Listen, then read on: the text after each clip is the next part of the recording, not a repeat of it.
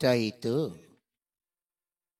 আজ অনেক দিন হয়ে গেল আমার প্রাণের বন্ধু চেঙ্গুদা, তার সঙ্গে তো আজ বেশ কিছুদিন দেখাই হচ্ছে না। কোথায় থাকে, কে করে, কে জানে। সত্যি চেঙ্গুদার জন্য না মনটা একটু খারাপ লাগে। কত দুজনে একসঙ্গে ঘোরাঘুরি করেছি, কত পালিয়েছি, অথচ চেঙ্গুদার সঙ্গে আমি দেখাই পেলাম না। হ্যাঁ, বুঝলে? अरे ये गाड़ी वाला, अरे क्या है गाड़ी वाला, तो कचरा निकालता है? अरे गाड़ी वाला, আরে কে? চেঙ্গুদা না?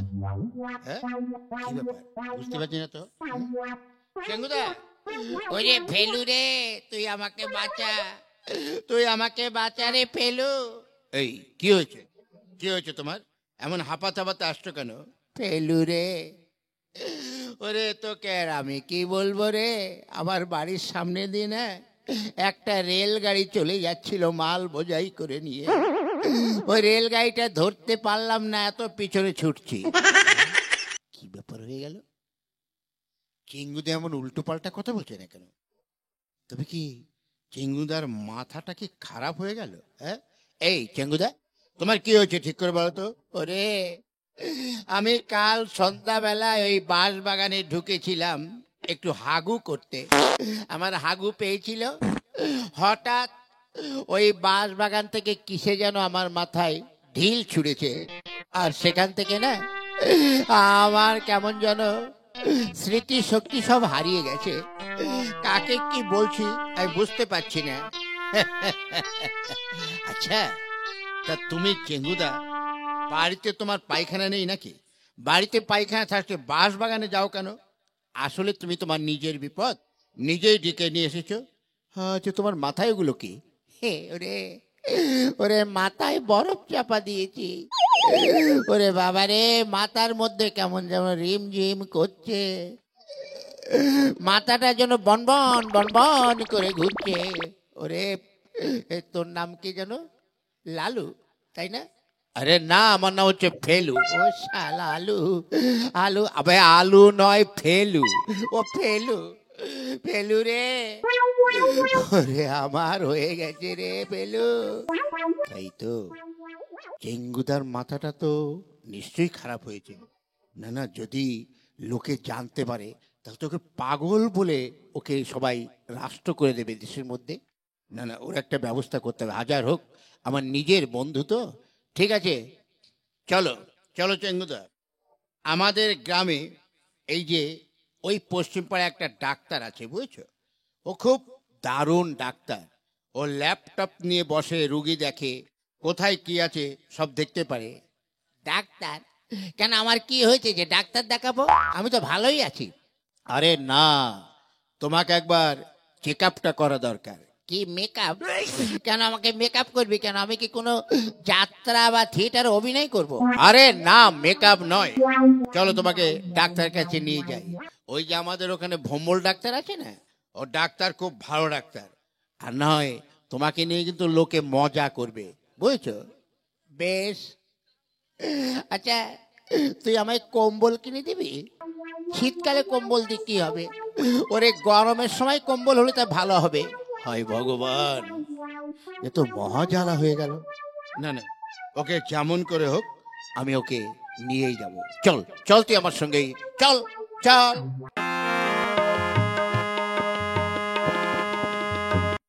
তাই তো, আজ আমার অনেকগুলো চেম্বার আছে, এই চেম্বারটায় বসেছি। আজকে হেল্পারটাও আমার আসেনি, কি করে বুঝতে পারছি না তো।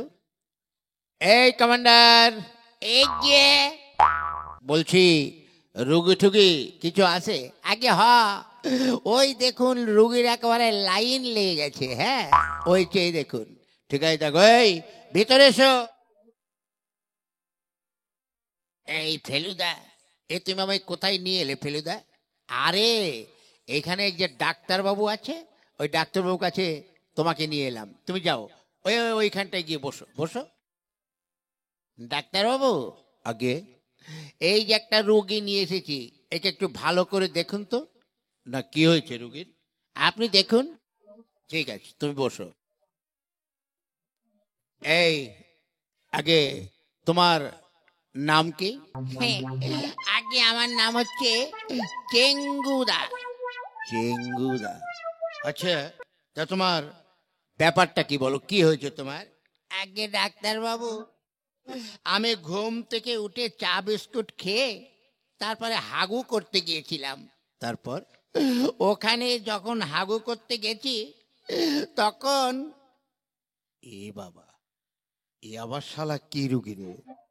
এইগুলো কি রোগের তত্ত্ব নাকি? হ্যাঁ, আগে ঠিক আছে, তারপর বলো। আগে তারপর হঠাৎ কে যেন একটা ঢিল ছুঁড়েছে, সেখান থেকে না আমার মাথাটা যেন কেমন গোলমাল হয়ে গেছে।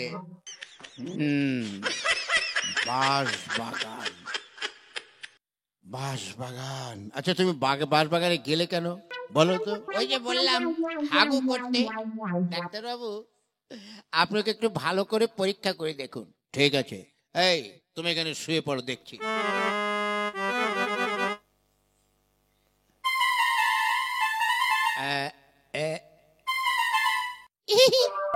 কি হলো? ডাক্তারবাবু, কাঁদতে কত লাগছে, যেখানে সেখানে হাত দিচ্ছেন কেন? আরে ধ্যাৎ, আমাকে দেখতে দাও। আবার কি হলো? এখানে কি নড়ছে এটা? আগে আমার মনে হয় ওটা শালা হদল কুতকুতের বাচ্চা নড়ছে, নাকি ঢিলটা ওখানে ঢুকে আছে কে জানে। আরে ঠিক আছে, ঠিক আছে, বুঝতে পেরেছি। দেখি তোমার মাথাটায় একটু ভালো করে আমি দেখি।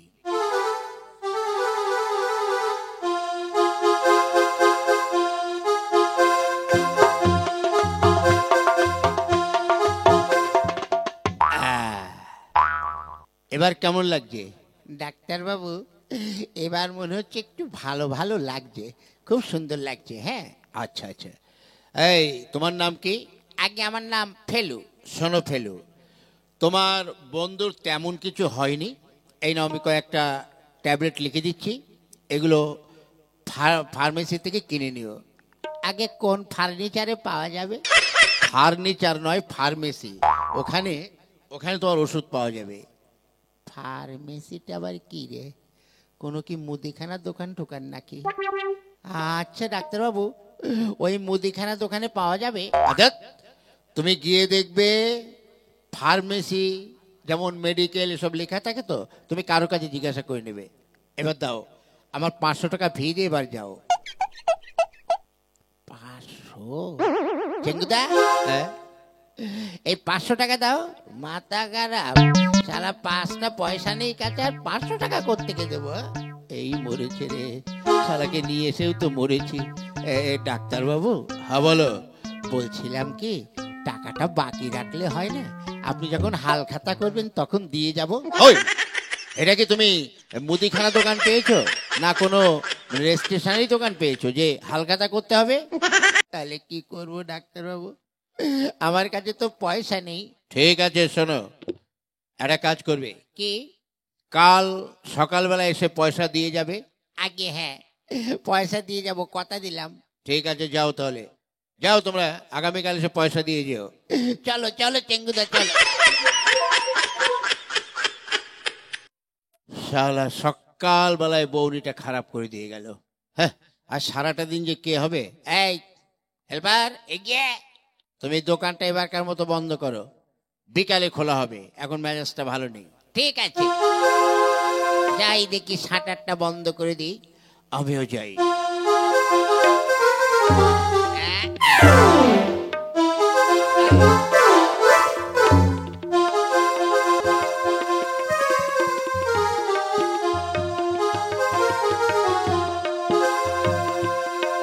ফেলুরে, এগে ফেলুরে, ওই ডাক্তার দেখিয়ে মনে হচ্ছে আমার মাথাটা ভালো হয়ে গেছে রে ফেলু। আমি এখন সব কিছু বুঝতে পারছি। খবরদার, আর যেন ভুলেও কখনো ওই বাঁশবাগানে যাস নে। আর যদিও যাস, তাহলে হেলমেট মাথায় দিয়ে যাবি, কেমন? কেন? যদি হেলমেট মাথায় দিয়ে যাস, তাহলে তোর মাথায় ইট বোম যা পড়বে, তোর মাথাটা ঠিক হয়ে যাবে, বুঝলি? আগে হ্যাঁ, তুই কোনো চিন্তা করিস নে। কেন? দেখ, এই কিছুদিন আগে ওই যে আমাদের মাঠে একটা দাঙ্গা বেঁধেছিল না? হ্যাঁ, কি নিয়ে জানো? আরে ওই যে কি মা কালী ঠাকুর ডুবানো নিয়ে না কি নিয়ে একটা দাঙ্গা বেঁধেছিল। হ্যাঁ, তখন ওই যে বোম পড়েছিল জানিস? হ্যাঁ, তখন বোম কি মেলার মধ্যে পড়েছিল? আওয়াজ হয়েছিল, কিন্তু মেলার মধ্যে কারো ক্ষতি হয়নি। কি করে হবে? এই যে আমার মাথাটা দেখেছিস, এই মাথাটা গিয়ে আমি পেতে দিয়েছিলাম। তারপরে ওই যেমন ধর এক পার্টি বলছে আমাদের ঠাকুর আগে যাবে, বলেই এ বোম মারলো, আমার মাথা পেতে দিলাম, ব্যাস, কোনো চিন্তা নেই, কারো কিছু ক্ষতি এলো না। তারপর তারপর আরেক পার্টি রেগে গিয়ে বোম মারলো। হ্যাঁ, তারপর তখনও গিয়ে আমি মাথাটা পেতে দিলাম। তারপর তারপর আর কি, বোমটা মাটিতে পড়ে না মাথায় পড়লো। তাহলে তোর মাথার কিছু হয়নি? না রে, মাথার কিছু হয়নি, তবে মাথার ওই মাথার চুলগুলো সব ঝরে পড়লো। কোথায়? মাথার চুলগুলো সব কোথায় গেল? কেন, আমার নিচেই। এই হারামজাদা, এ তুই কি বলছিস? তোর মাথার চুল তোর নিচে গেল মানে? আরে না, মানে আমার নিচেই ঝরে মাটিতে পড়েছিল, ওই জন্য তো আমি টাকলা হয়ে গেছি, বুঝলি? সত্যি তোর মাথার জোরে? হ্যাঁ, যাই একেবারটা বেঁচে গেলাম। যাক চল শোন, এই যে আমার মাথায় কিসে ঢিল মেরেছে, এর প্রতিশোধ আমি নেব। হ্যাঁ, আবার যা দেখ তোর কি হয়, তুই কোনো চিন্তা করিস না। কিসে ঢিল মেরেছে, ভূত না ব্রহ্মদৈত্য না মানুষ, আমি গিয়ে দেখব। ঠিক আছে, তাহলে তোর যা খুশি কর, আমি চললাম।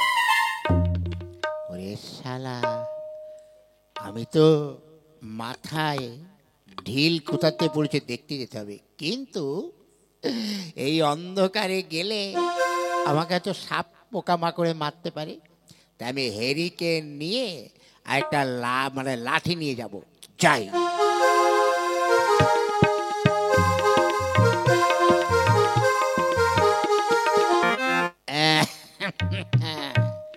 এইবার দেখব যে আমার মাথায় কিসে ঢিল মেরেছিল। কিন্তু হ্যাঁ, এমনি করে তো থাকলে মুশকিল হবে। আমি ওই গাছটার আড়ালে চুপ করে লুকিয়ে থাকি।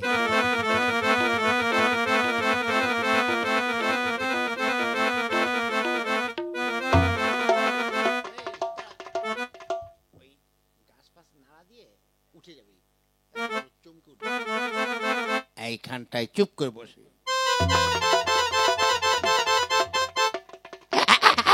ওরে বাপ রে, ওরে বাবা রে, ওরে শালা কি রে, বুঝতে পারছি না তো।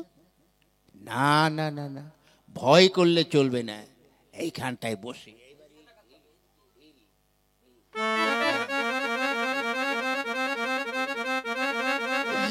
এইবার দেখব শালা কে আসে, এতবার সাহস। ওরে বাবা রে, ওরে কিসে ঢিল মারছে রে, আর উপরে গাছ নড়ছে কেন? আশেপাশে তো কাউকে দেখছি না। ওরে বাবা, আগে তো মাথায় লেগেছিল, আর এখন দেখছি শালা পিঠে লেগেছে। কে ওখানে? ওরে শালা বানর হনুমান, আমাকে ভয় দেখাচ্ছিস? আমার দেখো দাঁত বের করে আবার কেমন যেন ভেঙাচ্ছে আমাকে, ভেঙানে কেলি মারছ না তো? তোকে একদিন কে আর আমার একদিন, হ্যাঁ তোর একদিন কে আমার। ওরে শালা হুপ দাঁড়া দেখাচ্ছি।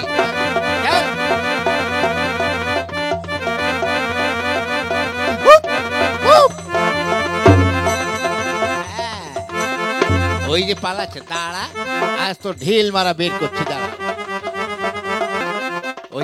ওই যে পালাচ্ছে, হ্যাঁ ওই যে পালাচ্ছে, হ্যাঁ ওই শালা গাছের উপরে, আজ তোর একদিন কি আমার একদিন। আমার এসব মস্তানি,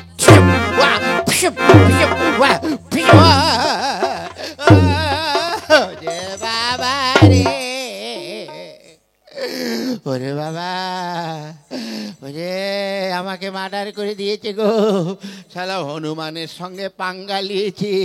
না না না না না, শালা কি অভদ্র হনুমান রে, আমার যেখানে সেখানে ধরে ঠেঙিয়েছে, এত জায়গা রেখে ঠিক জায়গা মতোই প্যাদানি দিয়েছে গো।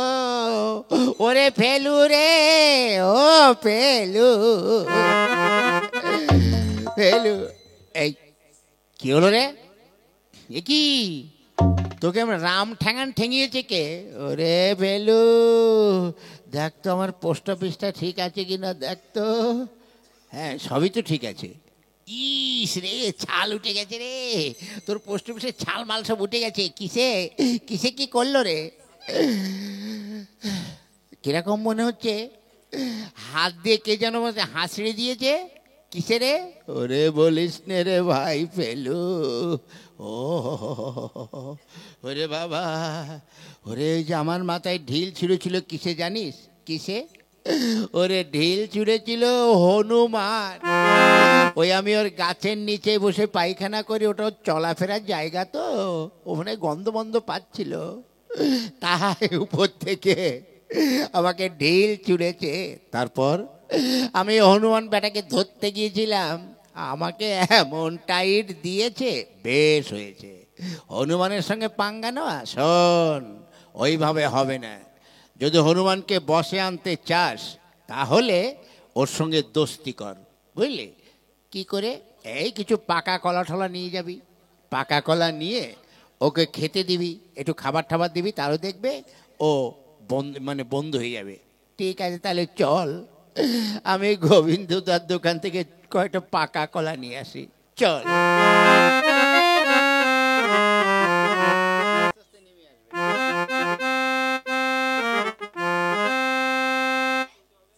ঠিক আছে, হ্যাঁ, হয়তো ওই যে হনুমান বাবাজি পাহাড়ের উপরে পোদ উঁচু করে বসে আছে। যাই হোক, এবার ডাকি, ও বাবা, বাবা হনুমান। আর হ্যাঁ হ্যাঁ হ্যাঁ করিস না রে, তুই যে প্যারেড দিয়েছিস, আমার বাবার নাম খগেন ছিল, তোর প্যাদানি খেয়ে নগেন হয়ে গেছে রে। বাবা হনুমান, তোকে আমি কথা দিয়েছিলাম যে কলা খাওয়াবো, কিন্তু অঞ্জনা দিদির দোকানে তো কলা নেই, ওই দোকানে একটা লাউ আছে। আয় ভাই, এই লাউ খেয়ে আপাতত বন্ধুত্ব করি, আয়। ও ভাই, এসো ভাই, আমার সোনা ভাই, আমার মধুকুলকুলি ভাই, আমার চান্দসা ভাই, এসো এসো ভাই, এই লাউ খেলে ভিটামিন হবে, নাবো ভাই, নাবো। এই নাও ভাই, এই লাউটা খাও। এই, তুই আমাকে লাউ খেতে দিচ্ছিস কেন? কিছুক্ষণ আগে তো তুই আমাকে প্যাদানি দিচ্ছিলি। হ্যাঁ, তুই কি জানিস আমি এই বনের রাজা?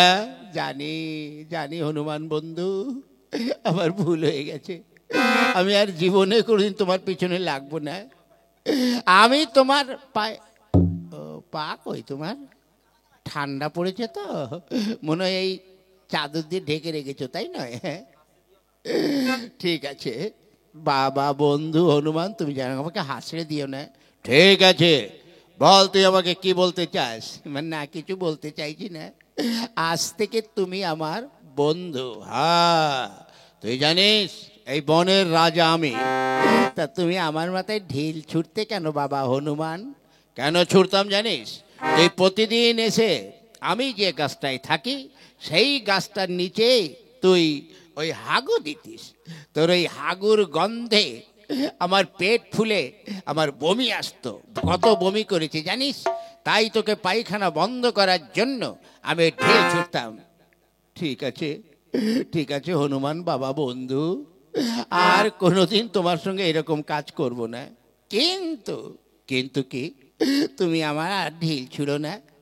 তবে তুমি তো জানো আমার বাড়িতে পাকা পায়খানা থাকা, যে পায়খানাই থাক, ওই মাঠে এসে এই বাগানে পায়খানা না করলে আমার হাগু পরিষ্কার হয় না বাবা হনুমান। ঠিক আছে, তুই যখন আজ আমাকে বন্ধু বলে জানলি, তোর আর কোনো চিন্তা নেই। তুই এবার থেকে ওই যে নদীর পাড়ে যে বাঁশবাগান, ওখানে গিয়ে হাগু দিবি, আর আজ থেকে তুই আমার বন্ধু।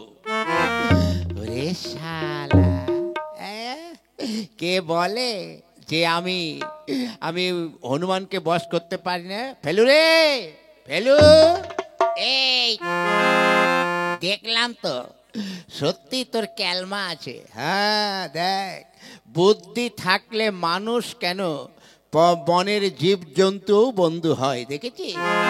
আজ থেকে আমার মাথায় আর কেউ ঢিলও ছুড়বে না, তার কারণ এই বনের রাজা এই হনুমান আমার বন্ধু। আর আমাকে বলেছে ওই নদীর পাড়ে গিয়ে পায়খানা করতে। তোরা যতই বলিস ওই পাকা পায়খানায় আমি পায়খানা করব না।